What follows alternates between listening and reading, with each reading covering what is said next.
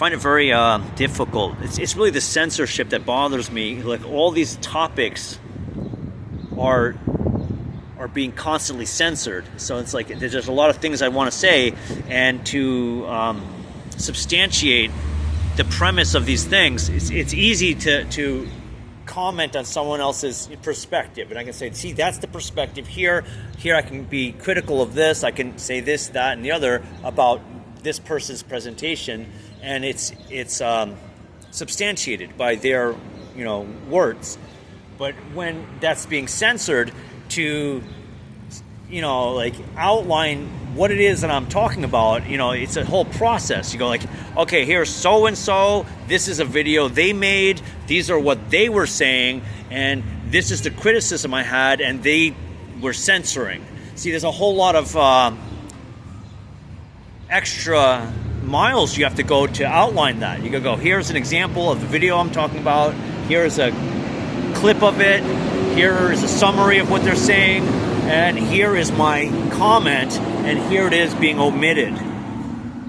Okay, and the thing is, these are very aggregately generic concepts. It's always being censored. The internet's always been censored by this same religious people, and the truth is not something that they abide by, because they really believe that criminality is innovation. It's wise to be shrewd and dishonest, because any kind of morality is just primitive superstition. So it's just the sophisticated modern science of the espionage, of the tactical military procession.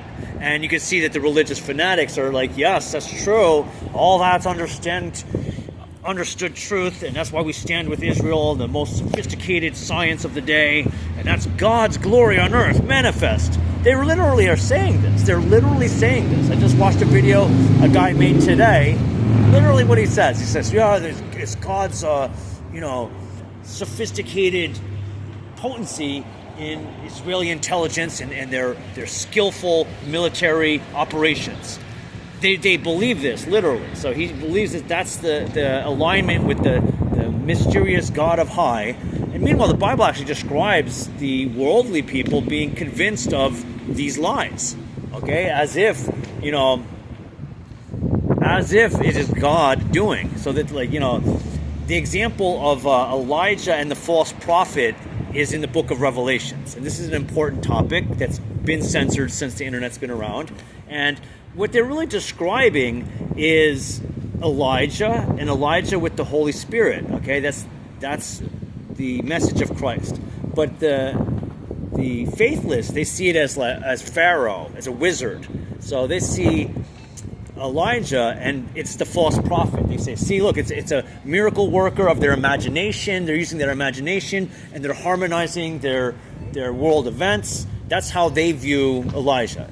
And it's the false prophet convincing the world of, what is godly works to them. It's when the Israeli bombs are going off. That's a manifestation of God's miracles. Okay? And they're missing the context of the Holy Spirit and Elijah. Elijah is, example of the two witnesses is they see Jesus, Elijah, and Moses. Okay, well, there's three witnesses there. Yeah, but they're depicting the two witnesses of presence. Okay, that's where Jesus is in a witness with two other beings from two different times. Okay, it's Moses, Elijah, and Jesus, and that's the covenant of Christ's people. But the monist, they just see, no, it's a grand cyclopean wizard, and they're just imagining their existence. That's not the gospel. That's the Gnostic gospel. That's the Jesuits gospel. And that's the mainstream gospel. And it's so vulgar. You're dealing with censorship. It's you're wrestling with the dishonest cowards and selfish manipulators. They're liars. They're slanderers. They're busybody, backbiting tax collectors. Everything evil in society, and they're so common that it's disgusting. And how many topics is there to discuss that's being censored? It becomes such a frustrating thing. And here we are. I've been doing this for about 30 years. The internet's been around since 1995. Again, this internet really came out in a presence, and in the year 2000, I was saying, look, guys, we got absolute censorship. It's complete mind control. If the religious institutions are going to be filtering the political speech, we've got a problem. And that's what's going on. That's the Israeli occupation. It's not changed. And I've been at it. In the year 2000, I'm talking about censorship, everybody's reaction was the same. It was the stupidest reaction. They're like, this is America. We don't have censorship. That's how stupid people are. And you're like, okay, you're like kind of like retarded. You know what I'm saying? If that's your response, which was essentially the universal response. And I can go further, like year 2010, that's 10 years of fighting censorship. And finally, and I'm talking, they had shadow banning going on. And in 2010, it was kind of being exposed. I was exposed in shadow banning. I was like, guys, look. And I would be describing shadow banning to people, and they're like, that's not true. That's crazy. That can't be. It's like, what are you telling me? I don't know what I'm talking about.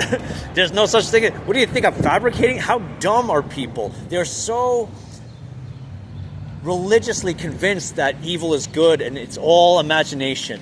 Like, it can go into year 2007, 2008, 2009, and the media was showing you heinous crimes taking place, and the way that they presented the heinous crimes in 2010 was a miracle of the imagination. And you have to understand, these are trafficking people. These people are trafficking people for thousands of years. This is the vulgar Vatican who is doing all kinds of obscene things, and it's real, okay? And they go, oh, there's no reality, there's just imagination. And that's not the narrative. That's not the Bible. That's not the science. This is the intoxicated people.